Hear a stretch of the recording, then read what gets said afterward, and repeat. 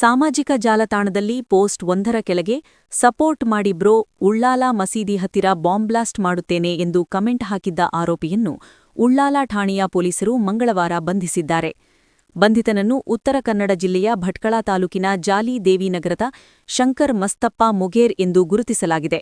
ಆತ ಕೃತ್ಯಕ್ಕೆ ಬಳಸಿದ ಮೊಬೈಲ್ ಅನ್ನು ವಶಕ್ಕೆ ಪಡೆಯಲಾಗಿದೆ ಎಂದು ನಗರ ಪೊಲೀಸ್ ಕಮಿಷನರ್ ಸುಧೀರ್ ಕುಮಾರ್ ರೆಡ್ಡಿ ತಿಳಿಸಿದ್ದಾರೆ.